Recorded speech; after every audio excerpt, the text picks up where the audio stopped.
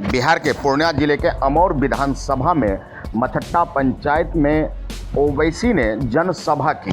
देखिए जनसभा को संबोधित करते हुए उन्होंने क्या कुछ कहा। एनआरसी के खिलाफ नहीं उठाई थी क्या? जेडीयू तो मोदी के गोद में बैठे दूध पीते हुए। अब आप बताइए, आज मोहन भागवत आरएसएस के चीफ कहते हैं कि सीएए को गैर जरूरी मुसलमानों को परेशान और गलत बयान कर दिया गया। मोहन भागवत, हम कोई बच्चे नहीं है कि तुमको नहीं समझ सके। अल्लाह ने दिमाग दिया है, हम समझ सकते हैं।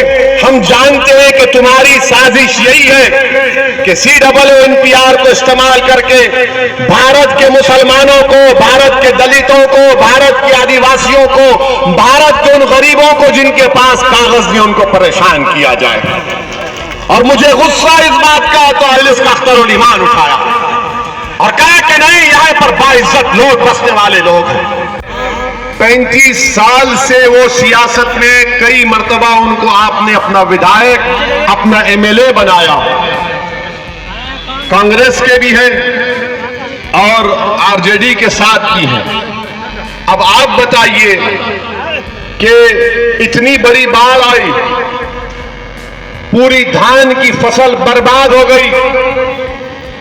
ये कैसा MLA है जो मुआवजा तक नहीं दिला सकता? कैसा MLA है ये? मुआवजा तक नहीं दिला सकते। तो जाहिर है कोई हमारा मुखालिफ उठकर बोलेगा, ओवैसी तुमने क्या किया? हैदराबाद में पानी आया था। मैं हैदराबाद के घरों में जब पानी आया तो हमने अपने चीफ मिनिस्टर के घर पर जाकर रात के 11 बजे उनको उठाकर मुलाकात करके कहा कि चीफ मिनिस्टर साहब, घर में पानी आया है, तमाम घर का सामान खराब हुआ है। तो हमारे चीफ मिनिस्टर ने कहा कि क्या करना चाहिए? मैंने कहा पैसा देना पड़ेगा। दो टोक बात, लच्छेदार गुफ्तगू नहीं, पैसा देना पड़ेगा। बोले आप जाइए, सुबह तक ऐलान करूंगा।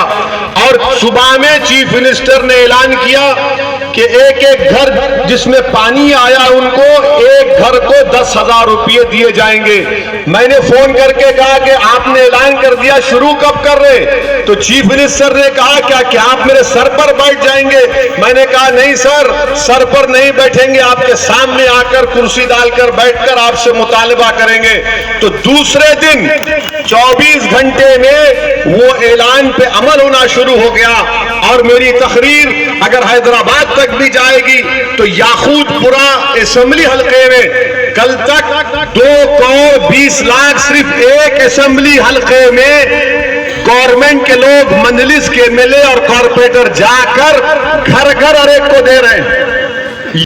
आपको बता दें कि इस अवसर पर उनके सहयोगी दल के वरिष्ठ नेता भी मौजूद रहे। अपने हेलीकॉप्टर से वे सर्वप्रथम मैदान में पहुंचे और मछट्टा पहुंचकर उन्होंने हाई स्कूल के मैदान में पहुंचकर जनसभा को संबोधित किया। भारी जनसमूह को संबोधित करते हुए उन्होंने अपनी पार्टी के उम्मीदवार के समर्थन में वोट मांगे। आपको बता दें कि चुनाव आयोग ने कोविड-19 के तहत विभिन्न दिशा निर्देशों का पालन करने हेतु तमाम नेताओं को निर्देश जारी किया है। बावजूद इसके भारी जनसभा देखने को मिली। जनसभा में लोग सोशल डिस्टेंस की भी खूब धज्जियां उड़ाते नजर आए, तो वहीं चेहरे पर से मास्क नदारद था। बता दें कि चुनाव आयोग के कुछ दिशा निर्देश हैं और उन दिशा निर्देशों का अनुपालन इस जनसभा में दूर दूर तक देखने को नहीं मिली।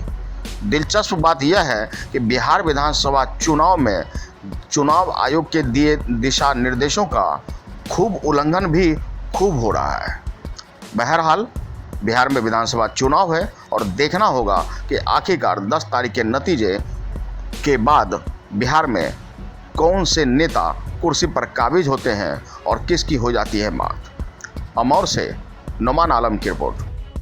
अगर आपने अब तक हमारा चैनल सब्सक्राइब नहीं किया है तो सब्सक्राइब करें और बेल आइकन अवश्य दबाएं ताकि खबरों का नोटिफिकेशन आपको मिलता रहे।